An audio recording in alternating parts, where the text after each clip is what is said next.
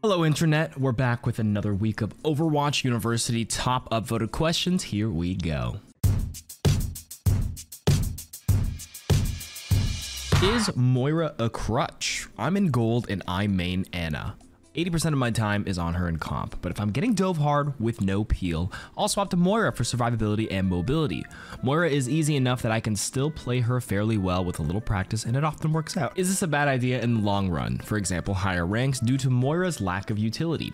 Should I be focusing on Kiri instead to fill that option? I like BAP too, but he doesn't have the horizontal mobility that Moira and Kiri have. Okay, the last part stuck out to me. I argue that BAP does have the horizontal mobility and vertical mobility that Moira and Kiri have. And also horizontal mobility doesn't really matter. Verticality is actually one of the more higher sought parts of a hero's kit. The fact that you can reach high ground a little bit easier is makes those heroes a little better in that aspect. But I digress. You said, is Moira a crutch?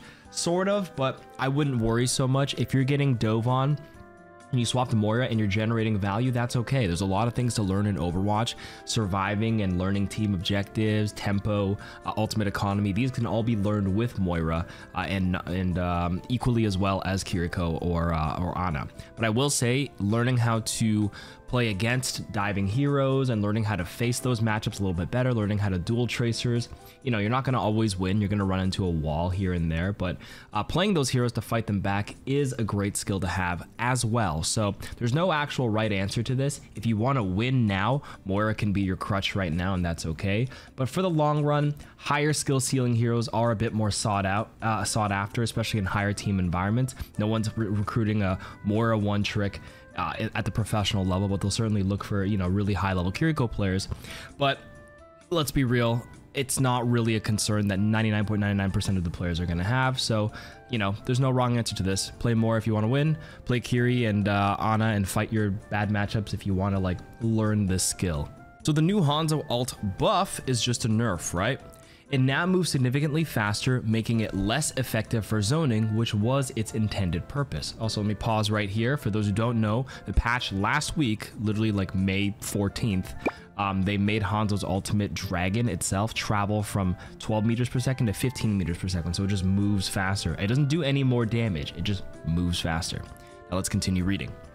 The devs said they wanted to make it less of a zoning tool, but now it really isn't one at all. You can't use it to zone out a res, a window, a kitsune, or anything you used to use it for, since it will move quickly past and those abilities will still be up. Instead, it now moves too fast to reliably do damage. If you combo it, it quickly moves past the intended area, and if you do catch someone with that without comboing it, the fast speed of the ult makes them more likely to survive as they will spend less time in it. The speed of Dragon Strike I don't think was ever the problem or concern for any Hanzo players. This buff felt a little tone deaf for a character that's been in a miserable state for several months and already has one of the worst ults in the game. If they wanted to make it do more reliable damage, they should have just changed the damage values. Has anyone seen this change having any kind of positive effect rather than hindering its ability further? I wouldn't say it's straight just a nerf. It's definitely weaker in some aspects like you listed out. The zoning capability is a little bit weaker over a long period of time, but one thing you're missing in your post is that the time for the dragon to reach an area to zone is faster as well, so it's buffed in that aspect, right? Sometimes if you want to zone out this area, you either fire the dragon and have to wait for like a second or two before it reaches that area you want to cut off, but now it makes it to that area faster as well, which is a variable you completely cut out. In any case, it's stronger in some areas, weaker in others, and the faster speed can also mean you can catch and confirm a kill. Like, zoning is nice, but zoning an area means, okay, your team has to capitalize on the space made, versus, yes, it doesn't do more damage, but because it reaches an area quicker, you can actually catch somebody off and kill them. And confirming a kill is honestly arguably better than just a zone, because why do you zone enemies? To hopefully kill them. If you can just guarantee the kill, you can take that. It doesn't do more damage, but because it reaches it quicker, again, that's a variable you missed. That can be another strong aspect of the ult. So I would rather not call it just a nerf. I'd call it an adjustment. It's just a different kind of tweak to it. Neither a buff nor a nerf, because they're stronger and weaker in different aspects. So a little tone deaf. I agree. I don't actually think Hanzo's like terrible, but he's certainly not great. He could use a small buff, but yeah, that wasn't really anything that made him any better than he was before. Still like a C tier niche hero for me. Is Illari viable as an off healer at the moment? Playing her, been playing her lately, and I'm honestly having a lot of fun. I didn't know she had such strong DPS numbers till I started putting up 8,000 to 10,000 damage a game. I know her healing beam is a little bit handicapped, and the pylon is super squishy. Can she exist as a DPS that supports, or are her healing capabilities too weak to offset the team's buff and damage? In her current patch state at the highest level, probably not. I don't think anybody's really running Illari, but in ranked play, and the fact that you're enjoying her, I would say yeah. I mean, for average rank play, you can play any hero to top 500, and if there's any patch that Illari can do well on, it's probably this one as well, because one thing that people haven't realized for the tanks is that on this recent mid-season patch, as of May 14th, tanks have a new passive where it's 25% less damage from headshots. So normally it would do you know, 2 times damage for most heroes when they shoot you in the head. Now it's 25% less. But Illari, her headshot multiplier was already 1.5. It actually didn't change against tanks, so it's still the same. So it still does like 100 and whatever, 12, 110. I don't remember the exact number, but hers was unaffected by this passive, probably because they didn't want the already lower headshot multiplier to be reduced another 25% more on tanks. So Illari actually indirectly better on this patch for that reason. And yes, she can definitely be a DPS that supports, you know, you'd argue that maybe her healing capabilities are too weak to offset it, but I disagree. I mean, why do you need to heal if you're removing or eliminating the damage threats on the enemy team? If you're shooting them and eliminating them, then there's less to heal. That's another way to look at it. It's a very solo queue, ranked play way to look at it, but it's true. That's why I've always said Widowmaker's the best healer in the game. Just kill all 5. Don't have to heal a thing. Smile. Why can Venture ultimate destroy lamp? So Baptiste lamp. I just started picking up Baptiste and I'm learning him in quick play. I saw the Venture trying to flank and use their ult on our backline. Ana was there with me and I was like, cool, I can try to lamp, buy our team some time, get to a different position. So I threw my lamp down, but I got destroyed right away and we were dead at the same time. I was confused and totally didn't expect that to happen. I can probably super jump in the meantime to dodge it, but I didn't think it would kill the lamp and me at the same time.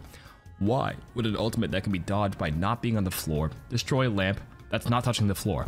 Am I missing something here? The reason why is because it's a video game and there are very interesting interactions in the game that are designed by balance. So Venture's ultimate has a very high vertical hitbox. It's the same reason why Reinhardt's Earth Shatter can shatter up, because the hitbox is not just the ground, it has a vertical component or hitbox to it. So people on top of payloads can get Earth Shattered or get hit by Venture ult. It's a video game and there's certain things that are just bizarre, and that's just the way it is. For balance sakes. For example, why is Lucio able to drop the sound barrier in mid-air against Sigma's Flux? Like literally hitting nothing. But some other heroes like Venture or Rein can't shatter or, you know, or ult in the mid-air on Sigma, but Lucio can. You know, it's another one of those things. Am I missing something here? Not really. That's just the way it's coded and designed.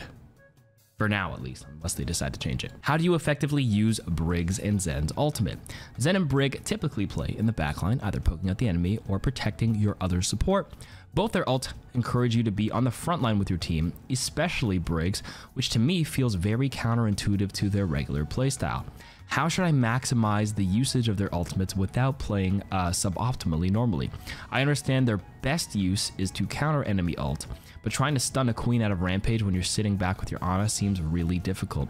The real shtick for me going forward is going forward, because you expect to ult just to not get the opportunity and you have to run back to your normal position. Well, the way you effectively use these ultimates is to read the game state and the tempo and the ultimates that are available. If you have your Brig ultimate available, you don't have to sit in the backline. Same with Zenyatta. You can play a lot more aggressively knowing that you have these strong abilities and use that to your advantage.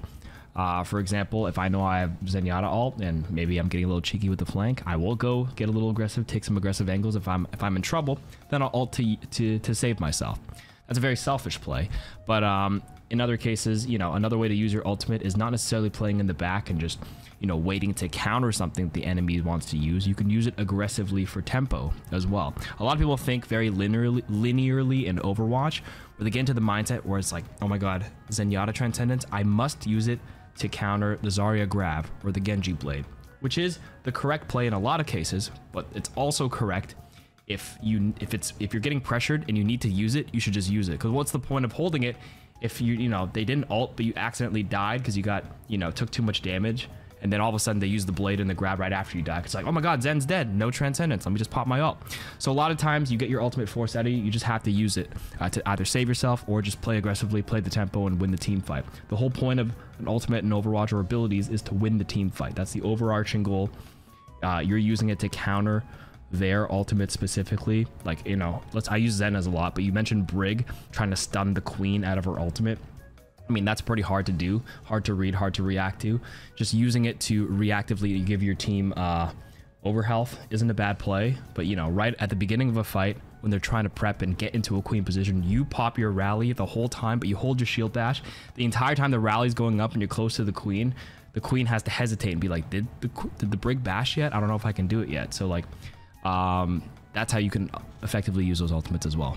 Aggressive, tempo, and proactive. Are players better now than years ago in Overwatch 1?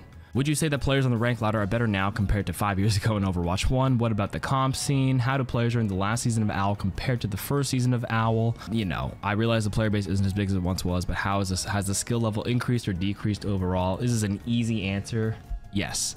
I mean, I rewatched some of my top 500 Overwatch 1 game from 2017, 2018, 2019, 2020. Every time I look at it, I'm like, damn, this is legit like low diamond modern day.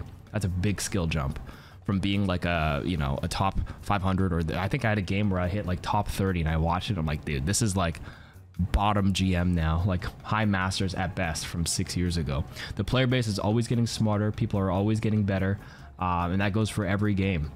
Every single game. No matter if the player base is smaller, the general knowledge of players goes up because there's more knowledge out there, more guides, more tips, more resources out there. People have solved the game in some way, solved the metas and min-maxed and optimized and have become incredibly efficient.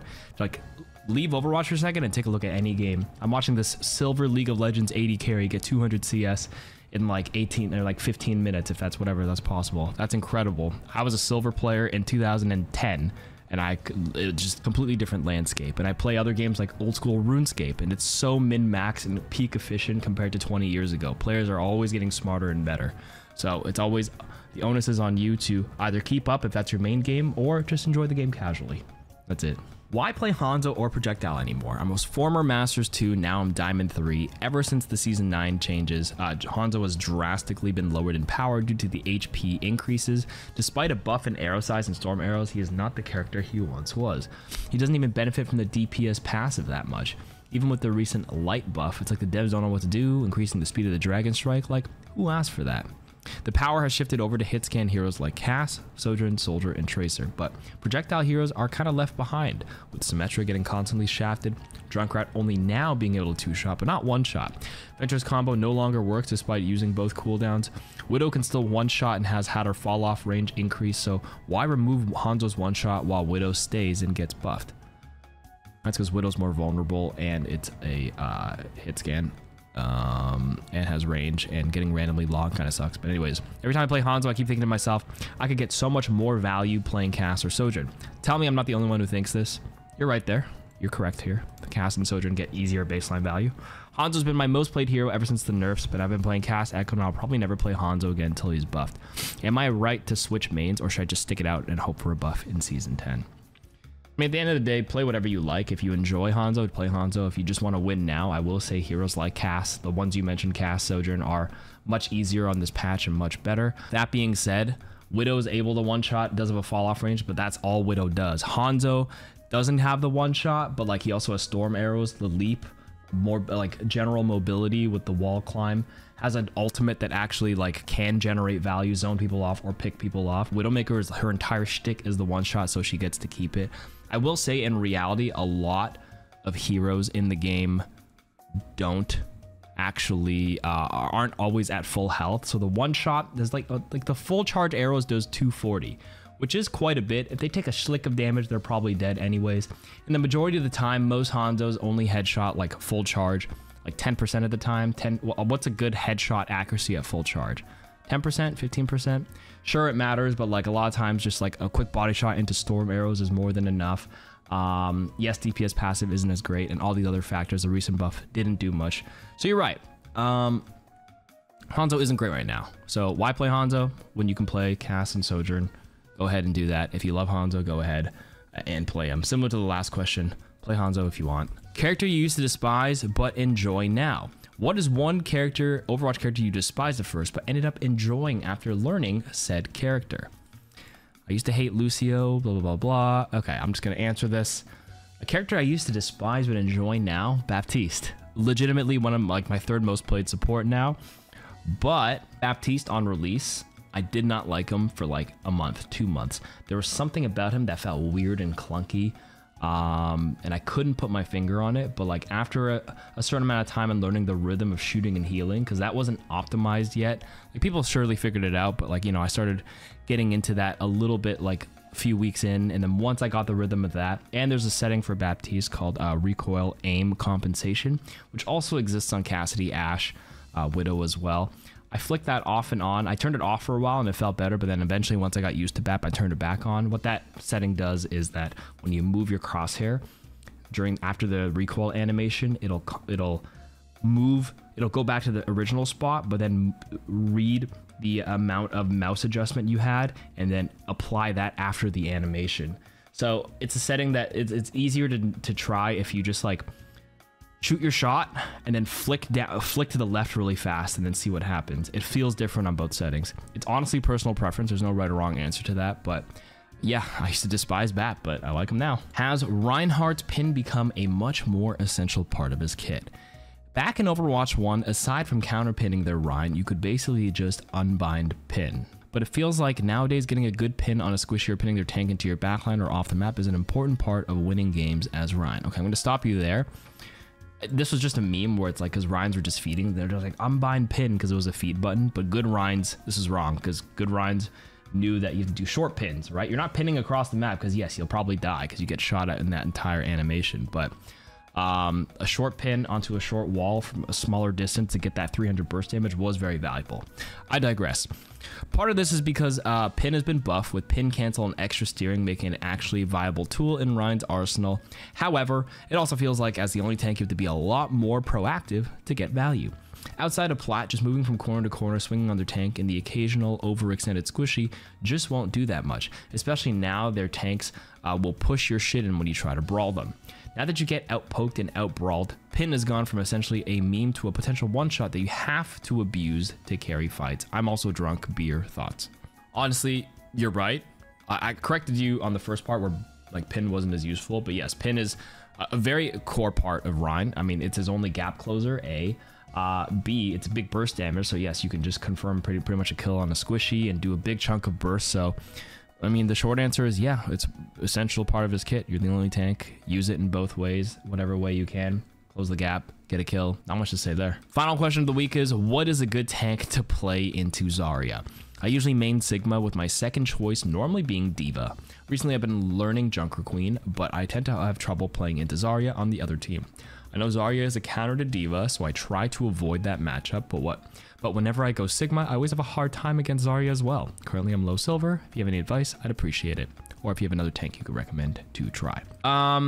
Okay, another way of linear thinking that I don't actually encourage, even though on paper Zarya is a slight better matchup against D.Va, it doesn't mean D.Va is unplayable against Zarya, believe it or not.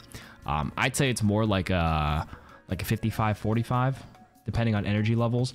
If you're a good D.Va and you know Zarya's beam, Zarya's biggest weakness is range. If you're a good D.Va and you know how to space out the Zarya and dependent on the map, you can do it and keep the Zarya at low charge because you can stop shooting. Hopefully your team doesn't as well, or does as well. So that's just one thing I want to stop you there. Learning how to play into suboptimal matchups is not even a bad skill to have. If your crutch is to always counter swap, a little bit cheesy, because like there will be times where it's like you don't have time to go back to spawn and swap right away, so you have to play that matchup no matter what. And if you have some ultimates, you have to keep the tempo, so don't insta swap. So that's the first thing. The second thing, Sigma's not even that bad against Zarya. You have that shield to like mess up her beam and stuff. It's all about spacing with Sigma. And yes, her beam shoots you while you suck, but you can also suck the graviton surge, so there's that. And Sigma can always like put up the shield and stop some of the damage. You have enough HP to not get blasted by Zarya. Not a bad matchup. But technically the best tank against Zarya on paper is Winston, is what a lot of people say. But that's also dependent on your team as well. If you strictly just play Winston, but you don't even have the team comp geared around you because you just counter swap Crutch against Zarya, and you have like, I don't know, Brig Lifeweaver backline with like an Echo, or not Echo, and with like a Bastion and like a Symmetra. It's such a bizarre comp to run Winston with, and just because Winston beats Zarya on paper, it doesn't mean it's the best play in that current moment. But Sigma's not bad. You can actually play into that matchup a bit more. It's not bad. Diva, again, like I mentioned earlier, doable depending on energy levels. You can mirror the Zarya, and then the best option might be Winston. Anyways, that's a good tank to play in Zarya. And that is it for this week's questions. I hope you guys enjoyed. See you guys next week.